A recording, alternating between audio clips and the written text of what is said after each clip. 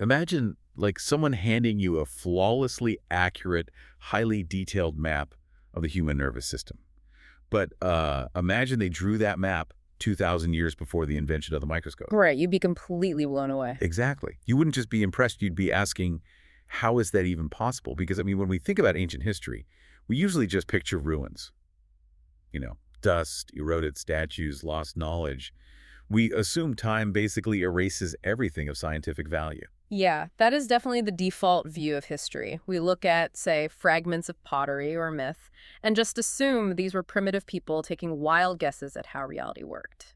But then you stumble across a document that completely shatters that assumption. So, welcome to today's deep dive.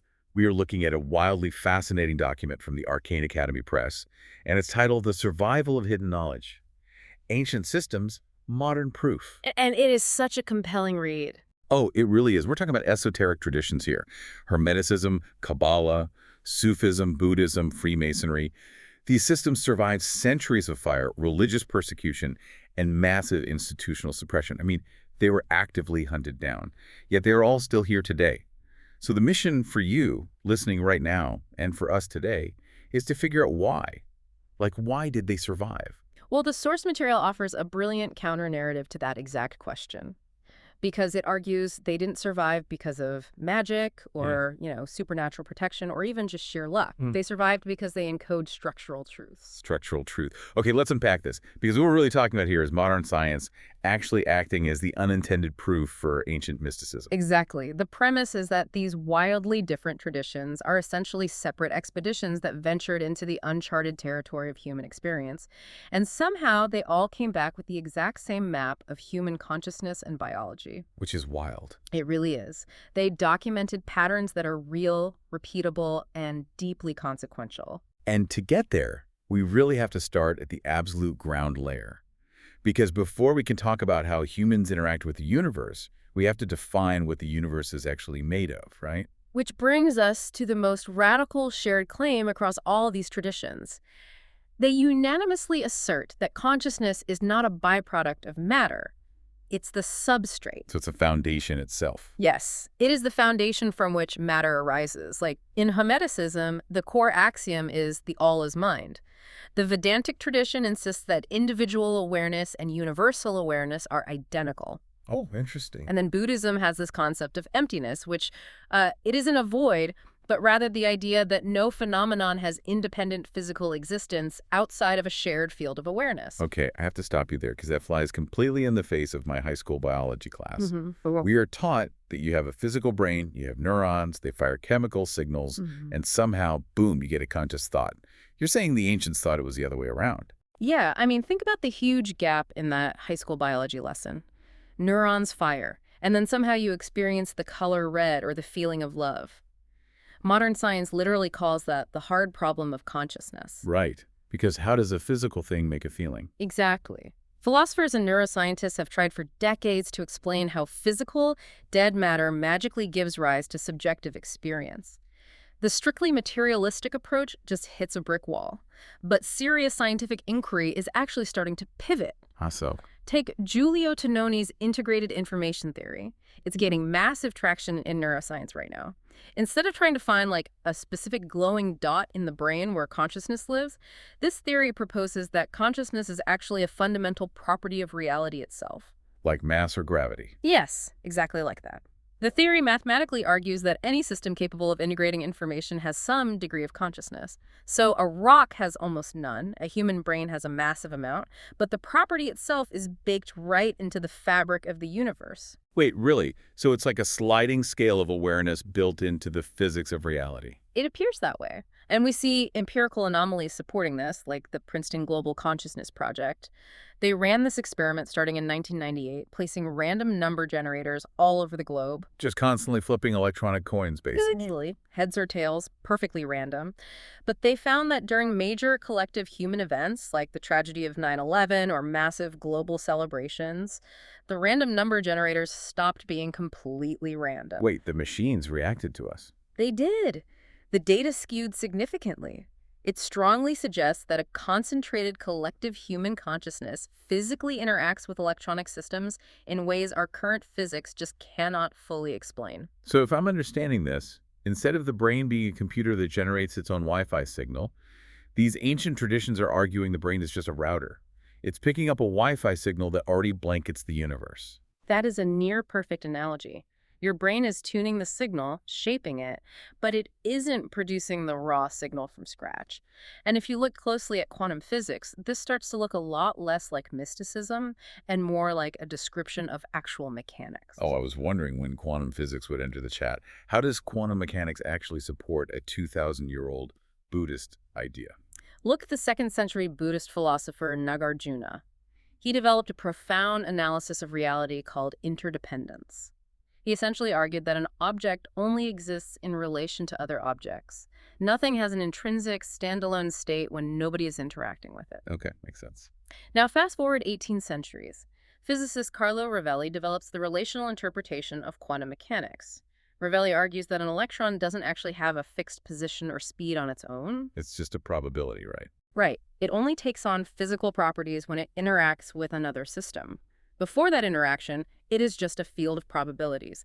The 2nd century monk and the 21st century physicist arrived at the exact same structural conclusion about reality, just using totally different tools. Mind-blowing. The map really is the same. Mm-hmm. But here's where I get stuck.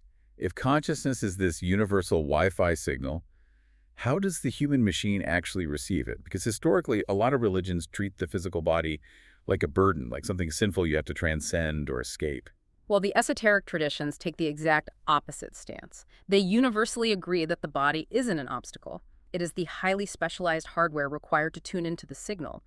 The biological architecture mapped by the ancients aligns shockingly well with modern anatomy. Okay, give me an example of that. Let's look at the chakras. You hear about chakras in yoga classes all the time, but are they actually mapping to real biology? They map with staggering precision to the human endocrine system.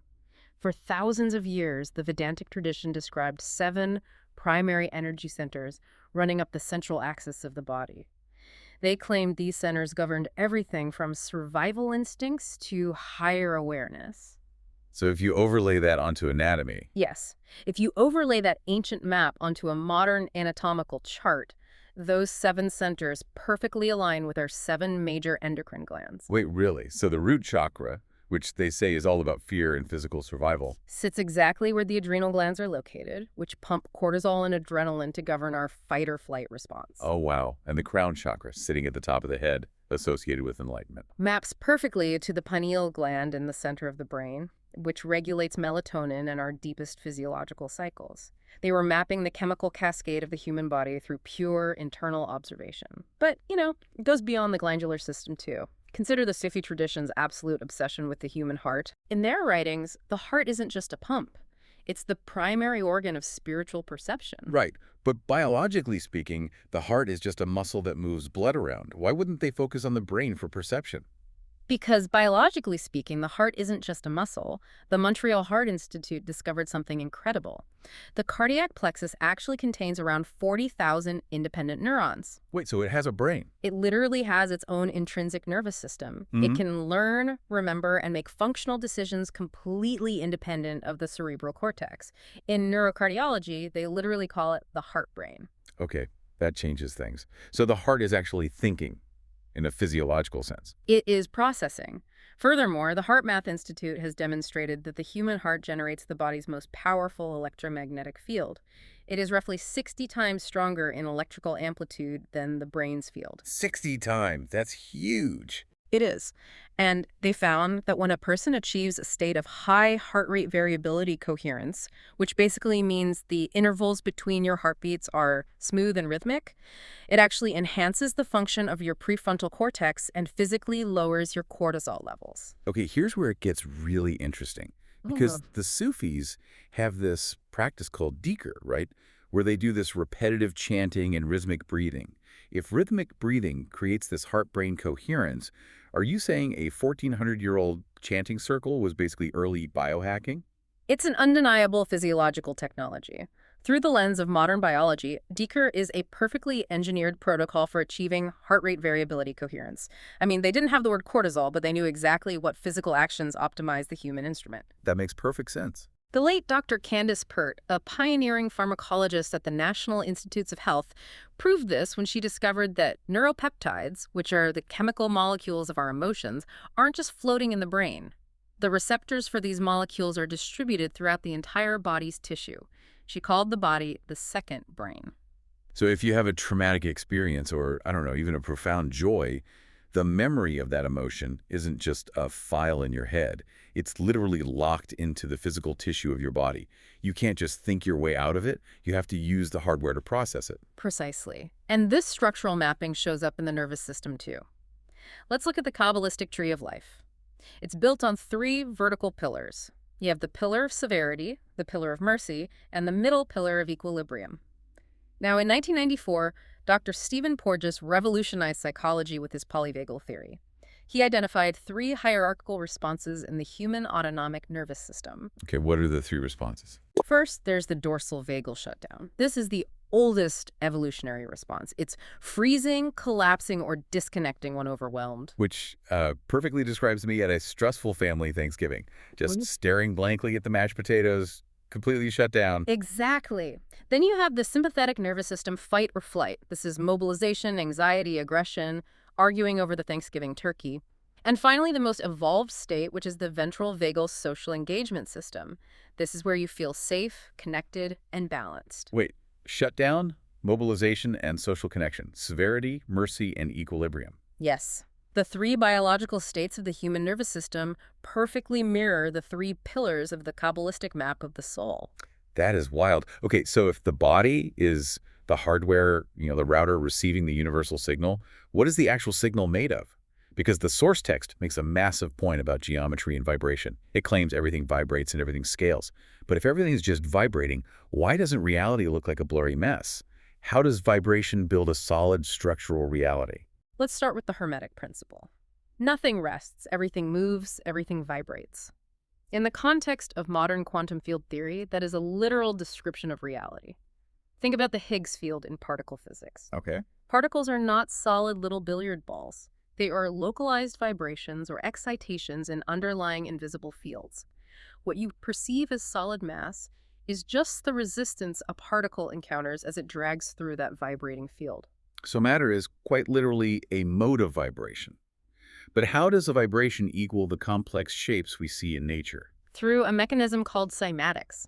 The researcher Hans Jenny did incredible work on this. He took plates covered in sand or water and passed specific sound frequencies through them. What happens is the vibration creates standing waves. And the sand moves. Right, the sand gets pushed away from the violently vibrating areas and gathers in the still areas, which are the nodes, and the result. The sound literally organizes the chaotic sand into stunningly precise, complex geometric shapes. The higher the frequency, the more complex the geometry. And the source mentions something specific about the Hindu chakras with this, right? Yes. When researchers played the specific acoustic frequency traditionally chanted for the Hindu heart chakra through a semiscope, the geometric pattern the sound created in the physical medium matched the exact shape of the ancient Sri Yantra diagram. A diagram the Vedic tradition has been drawing for thousands of years. They somehow mapped the geometric footprint of that sound long before we had lasers or vibrating plates to visualize it. And this geometry doesn't just apply to sound, right? It scales. Yeah. As above, so below. Which brings us to fractal geometry and universal scaling laws.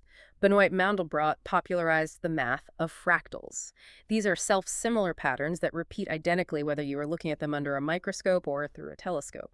And the physicist Geoffrey West at the Santa Fe Institute proved this applies to living systems too. He discovered a quarter-power scaling law. Explain the quarter-power scaling law to me like I'm 5.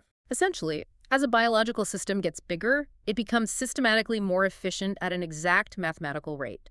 If you double the size of an animal, it only needs 75% more energy, not 100%. West found that this exact same mathematical equation governs the energy distribution of a single microscopic cell, the circulatory system of a mouse, and the infrastructure of a city of 10 million people. Reality is basically a Russian nesting doll of math. A tree's branches mirror the human lungs, which mirror a lightning strike, which mirror the tributary system of a river. The scale changes, but the equation doesn't. But if you don't mind a slight detour, this makes me wonder about symbols. If a culture in South America and an ancient culture in Egypt never met, why do they both use the exact same sacred geometry? Like the eye, the pyramid, the circle. If we connect this to the bigger picture, we tend to think of symbols as arbitrary cultural decorations. But they aren't. They are biologically privileged forms. Because reality is built on fractal geometry, the human visual cortex evolved to recognize these specific shapes instantly, completely bypassing the slow, verbal processing of the brain. So it's hardwired. Exactly. An eye instantly triggers a sense of being observed, social threat, or attention. A triangle pointing upward immediately conveys physical hierarchy, dominance, or a mountain to climb. A circle instantly communicates enclosure, unity, and protection. So we are evolutionarily wired to feel those shapes before we even think about them. Exactly. That's why walking into a geometrically perfect cathedral or staring at a mandala evokes a profound, automatic physiological response in your nervous system, regardless of what language you speak. It's visually compressed reality. Okay, but if you're listening to this right now, you might be thinking, this is a really cool theoretical exercise. I'm a geometric, vibrating biological instrument. Great. But I still get stressed out in traffic. Can I actually change the channel? Like, can I upgrade my own hardware? The answer is a resounding yes, and the mechanism is neuroplasticity. Every single esoteric tradition insists that the human mind is not a fixed, concrete thing. The Gnostic tradition talks about activating the observer state, where you step back from your reactive impulses. And the Buddhists have a version of this too, right? The Buddhist tradition calls it mindfulness. Neurologically, what you are actually doing when you practice these states is developing the executive functioning of your prefrontal cortex, which allows it to step in and regulate the reactive, fear-based subcortical limbic system. You're literally taking the steering wheel away from the primitive, panicked part of the brain and handing it to the advanced executive part. Yeah. And the clinical data on this is undeniable now. Yeah. Look at Richard Davidson's work. Davidson's studies on Tibetan Buddhist monks are revolutionary. He put monks with over 10,000 hours of meditation practice into MRI machines. Their brains weren't just functioning differently, they were physically, structurally altered. Wow. They produced massive, sustained spikes in gamma wave oscillations, which are linked to peak focus and insight. And they actually had increased gray matter density in areas associated with compassion and emotional regulation. Which is the ultimate proof of neural Darwinism, right? Yeah. The phrase, neurons that fire together wire together. If you use a pathway, it gets physically thicker and faster. If you stop using it, the brain prunes it away to save energy. Exactly. Those monks didn't just passively experience peace, they ruthlessly selected and physically constructed their own neural architecture through thousands of hours of directed attention. Which ties perfectly into the Hermetic principle of cause and effect. But the source text makes an even wilder leap here. It connects this inner work to epigenetics. I've heard the term, but how exactly does me changing my emotional state change my actual genetics? It doesn't change the sequence of your DNA, but it changes how your DNA is expressed. Michael Meaney's research at McGill University is the gold standard here. He studied rats and found that the level of maternal care a mother rat provided, literally just how much she licked and groomed her pups, physically altered the chemical tags, known as methyl groups, attached to the pup's DNA. So the mother's behavior physically flipped the switches on the offspring's genes. Yes, the genes that govern stress response were turned up or down based entirely on an external behavioral experience, and those physical epigenetic changes were then passed down to the next generation. Your internal emotional environment and your behaviors physically construct the chemical reality of your genetics. So what does this all mean? If these traditions knew we could literally alter our neurobiology and our genetic expression, why did they hide it? Why is there all this secret society stuff? Freemasonry has its degrees, Sufism has the stations of the heart, Buddhism has the shanas, Kabbalah has the ascent through the Sephirah. Why gatekeep it? It's crucial to understand that they weren't gatekeeping to be elitist. It's pedagogy. Let's look at the Buddhist jhanas. These are progressive, highly concentrated states of meditative absorption. You cannot enter the fourth jhana without mastering the first. Or the Sephirah in Kabbalah. Right, which is a step-by-step psychological ascent. The reason these are structured in degrees is because genuine transformation requires the incremental dissolution of your previous psychological structures. Honestly, it reminds me of weightlifting. If you walk into a gym on day one and try to bench press 300 pounds, You aren't going to get super strong. You are going to crush your rib cage. You have to build the physical architecture first, systematically over time. That's the perfect way to look at it. You cannot install the 50th floor of a skyscraper if the foundation hasn't been poured. If you flood an unprepared nervous system with peak states of awareness, it causes psychological fragmentation. Modern psychology maps this developmental arc flawlessly. Oh yeah, like Robert Keegan. Yes, the developmental psychologist. He mapped what he calls the orders of mind that adults move through. We start in impulsive reactivity, we move to socialized conformity, and eventually some reach self-authoring independence. You absolutely cannot skip a stage. And Abraham Maslow observed the same thing, right? He looked at highly actualized, psychologically healthy people and found they all had these peak experiences, moments of total unity, timelessness, where the ego completely dissolves. And those experiences map exactly onto what the Sufis call states of divine union, or what the Vedantic tradition calls samadhi. Consider the difference in methodology, though. Maslow reached those conclusions by interviewing a sample size of modern adults in the 20th century. The contemplative traditions mapped that exact same developmental terrain through rigorous first-person investigations spanning thousands of years. Okay, we have covered a massive amount of ground today, but when you pull all the way back, the source presents this incredibly cohesive, thrilling picture. These 6 discoveries, consciousness is the ground layer, the body is the instrument, universal geometric vibration, fractal scaling, neuroplasticity, and the initiatory arc, they aren't isolated fun facts. They are one unified worldview. Absolutely. Science isn't proving magic. Science is just finally building the machinery required to measure the biology and the physics that the ancients mapped through pure, deep observation. That is the ultimate synthesis. The deep alignment between these esoteric traditions and modern science isn't a coincidence, and it isn't a conspiracy. It is simply the natural result of different human beings living in different centuries, looking incredibly deeply at the exact same underlying reality and describing what they saw. And for you, listening right now, the greatest part of this realization is that you don't need to join a secret society to test this out. As the source powerfully states, these traditions are not museums designed for you to just look at old philosophical artifacts. They are laboratories. The experiments are completely reproducible, and the laboratory is your own nervous system. The knowledge survived the fires of history because ordinary people applied it and got measurable, functional results. So we started this deep dive talking about ruins. We assume time inevitably destroys everything of value. But it turns out the most durable, mathematically perfect architecture in human history isn't made of stone, it's made of us. Which leaves you with one final lingering question to ponder long after this deep dive ends. If ancient humans were able to map quantum mechanics, neuroplasticity, and fractal geometry thousands of years ago using nothing but deep states of internal observation, what else does your body inherently know right now, today, that our scientific machines won't be able to measure for another 1,000 years?